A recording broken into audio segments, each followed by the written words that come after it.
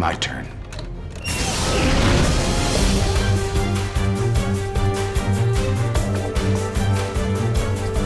It's fair to say that even though the death of Tony Stark at the end of Avengers Endgame was heroic and saved the universe and all that, none of us were prepared to say goodbye to our favorite wisecracking genius billionaire scientist. Genius, billionaire, playboy, philanthropist. The person who was most devastated by this loss, however, was probably Peter Parker. Since Spider-Man Far From Home takes place almost immediately after the events of Endgame, there were bound to be some big Tony Stark-related consequences. Watch out, if you haven't seen Far From Home yet, there are plenty of spoilers ahead.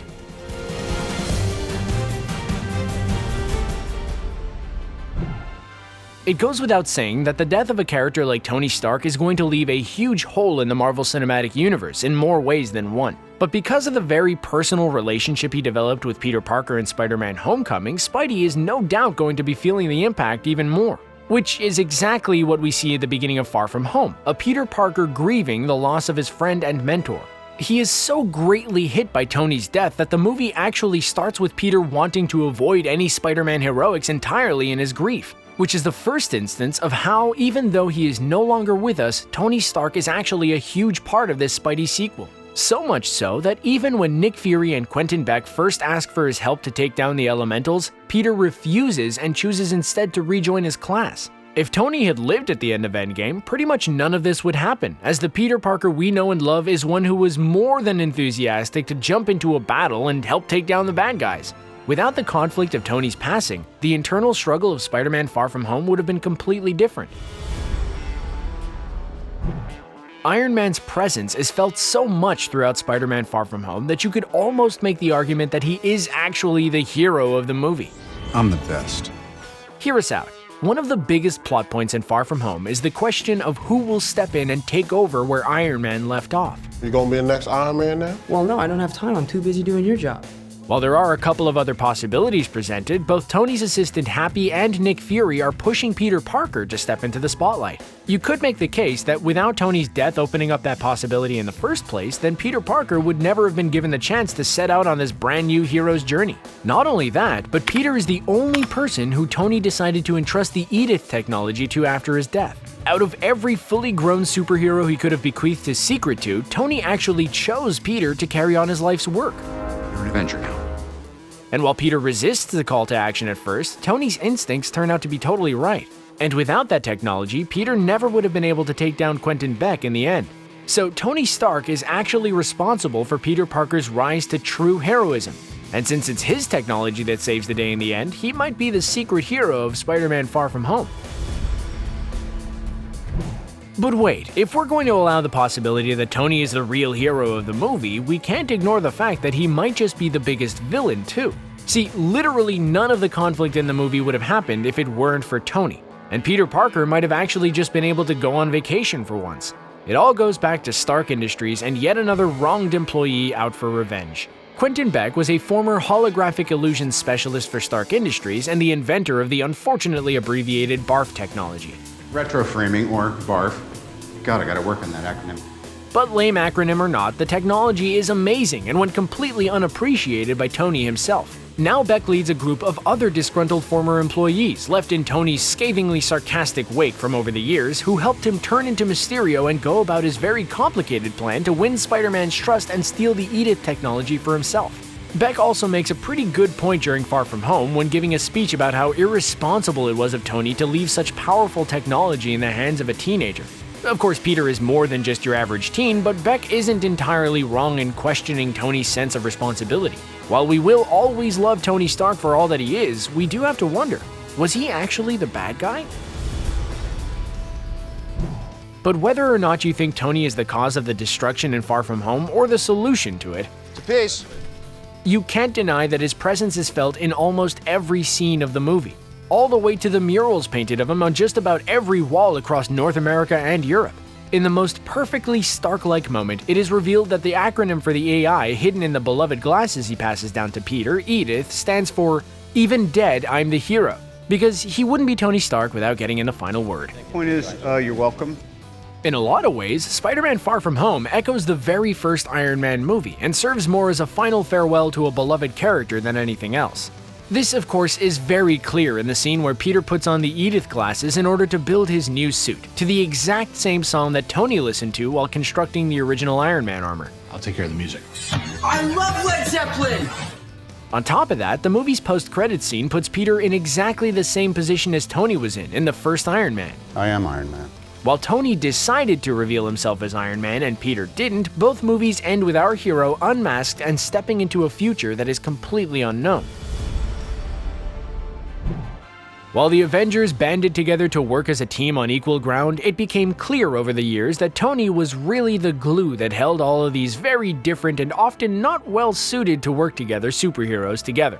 While after the devastating events of Infinity War and the finality of Endgame, it was time for each Avenger to go their separate ways, we can't help but wonder if Tony's death wasn't the catalyst for the real end of the Avengers.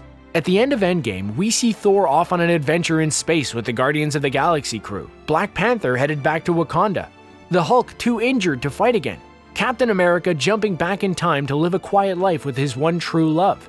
Black Widow is also dead, which weirdly no one seems to be talking about quite as much as Stark's death, or at all for that matter. And Hawkeye retired, we guess? Who knows about Hawkeye?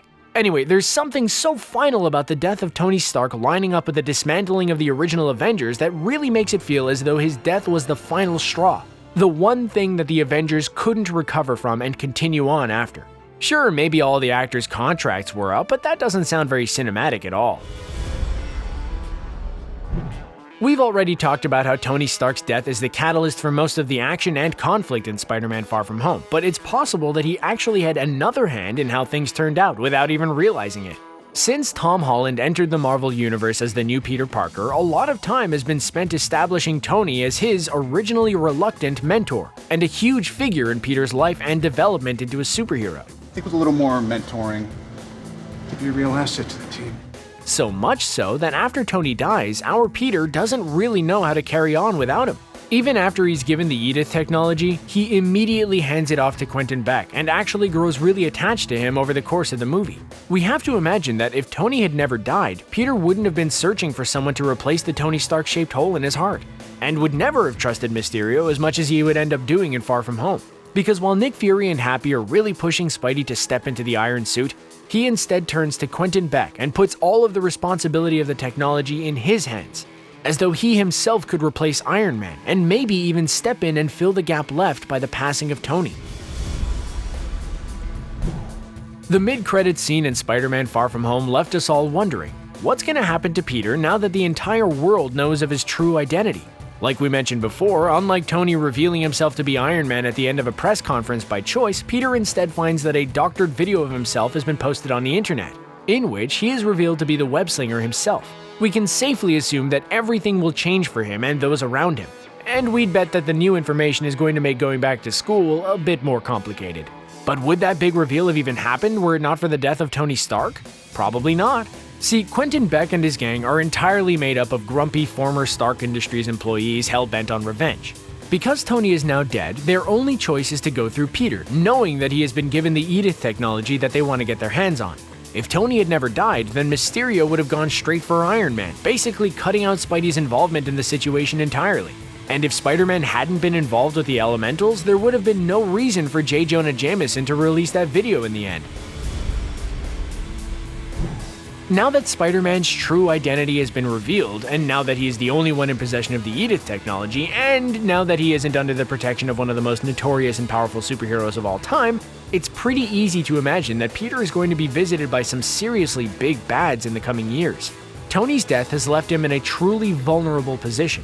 The whole world knows who he is, they know that the Avengers have disassembled, they know that he has something that could be extremely powerful and dangerous in the wrong hands, and they know that he is alone. Not to mention the fact that a ton of villains who have graced our screens are even more of those disgruntled Stark Industries employees.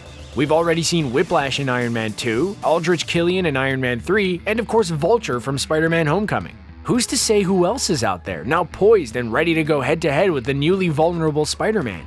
Of course, we leave Far From Home with a newly confident Spider-Man with a brand new suit and a whole bunch of amazing technology at his fingertips, so even if every maniacal former employee of Tony's drops by for a visit, we're pretty sure our guy can take them.